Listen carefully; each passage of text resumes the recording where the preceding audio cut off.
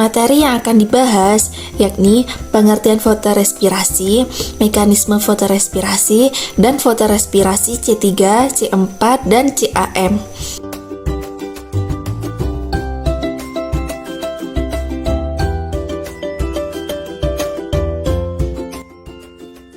Saya Faiza Risti dengan NIM 20110101080012. Di sini saya akan menjelaskan tentang pengertian fotorespirasi dan mekanisme fotorespirasi.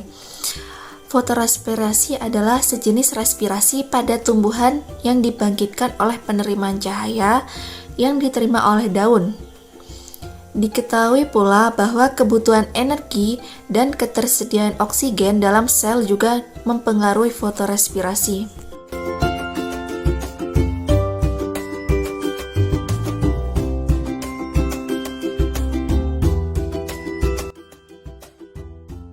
Mekanisme fotorespirasi. Proses fotorespirasi merupakan cabang dari jalur glikolat. Enzim utama yang terlibat adalah enzim yang sama dalam proses reaksi gelap fotosintesis.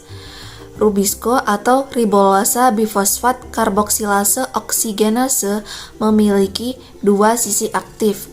Sisi karboksilase yang aktif pada fotosintesis dan sisi oksigenase yang aktif pada fotorespirasi.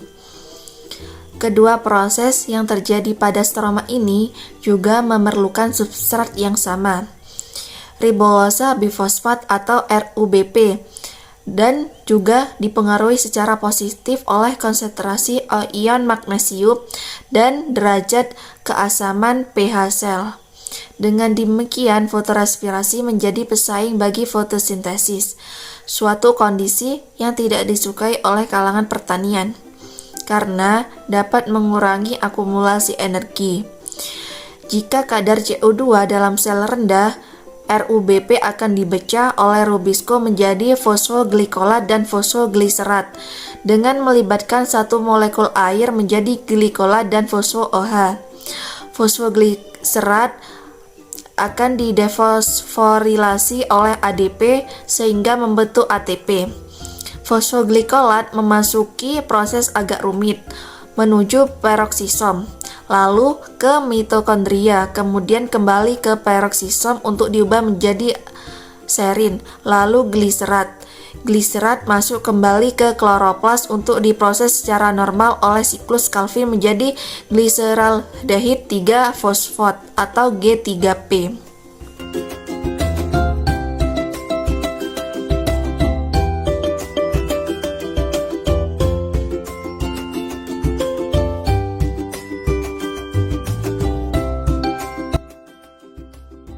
Saya Iflan dari nomor induk mahasiswa 202101080006. Saya di sini akan melanjutkan presentasi dari Faiza, yaitu tanaman C3. Tanaman C3 bereaksi pertama dalam jalur reduksi pentosa fosfat adalah pembentukan produk beratom karbon 3, yaitu 3-fosfogliserat.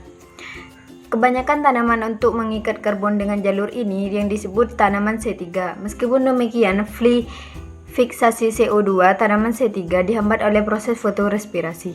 Proses ini bergantung dari kemampuan enzim Rubisco yang juga berfungsi sebagai oksigenase. Dalam hal ini, oksigen diikat oleh enzim bereaksi dengan satu di fosforibulosa untuk membentuk 2-fosfoglisodik dan asam 3-fosfogliserat. 2-fosfoglikolat tidak bisa digunakan dalam jalur reduksi fosfat, tetapi dua molekul dari subberat akan bereaksi kemudian sepanjang jalur siklik melibatkan glisin, serin, dan gliserat untuk menghasilkan satu molekul 3-fosfogliserat, satu molekul CO2, dan satu molekul anorganik fosfat.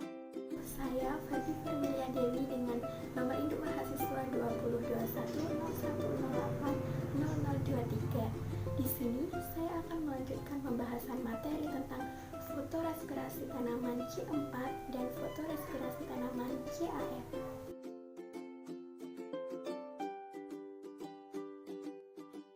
Fotorespirasi tanaman C4.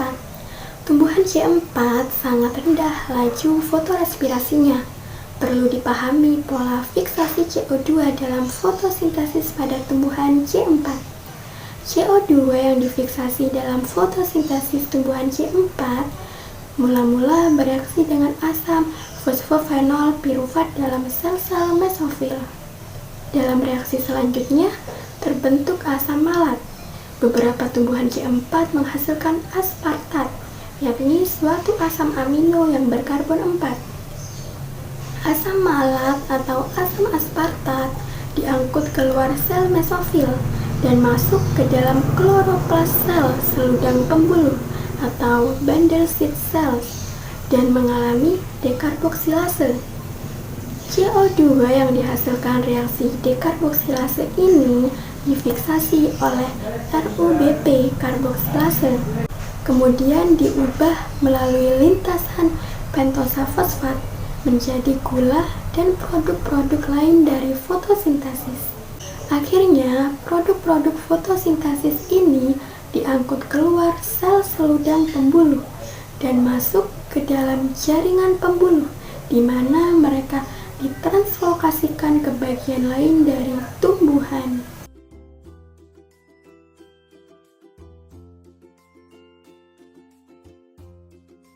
Tumbuhan yang masuk kategori CAM adalah kelompok sekulen, yakni menyimpan air, seperti lidah buaya, kaktus, dan nanas, yang umumnya hidup di lingkungan kering. CAM adalah singkatan dari Crassulaceae acid metabolism, karena proses ini pertama dijumpai pada keluarga Crassulaceae. Nah, proses fotorespirasi pada tumbuhan CAM mula-mula tumbuhan CAM akan menangkap CO2 dan digabungkan dengan molekul lain menghasilkan asam organik. Stomata pada tumbuhan CAM akan terbuka di malam hari dan akan tertutup di siang hari. Ketika malam hari, CO2 akan ditangkap untuk membentuk asam organik yang kemudian disimpan hingga pagi tiba. Ketika pagi dan stomata mulai menutup, CO2 akan dilepaskan untuk menjalani siklus Calvin menghasilkan karbohidrat. Tumbuhan C4 dan CAM memiliki kemiripan, di mana CO2 yang masuk tidak langsung menjalani siklus Calvin, tetapi ditangkap untuk membentuk molekul lain terlebih dahulu.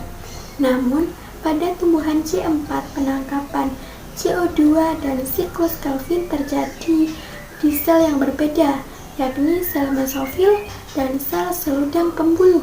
Sedangkan pada tumbuhan CAM, penangkapan CO2 dan siklus Calvin terjadi pada waktu yang berbeda, yakni di pagi hari dan di malam hari. Sekian pembahasan materi fotorespirasi dari kelompok kami. Kurang lebihnya mohon maaf. Wassalamualaikum warahmatullahi wabarakatuh.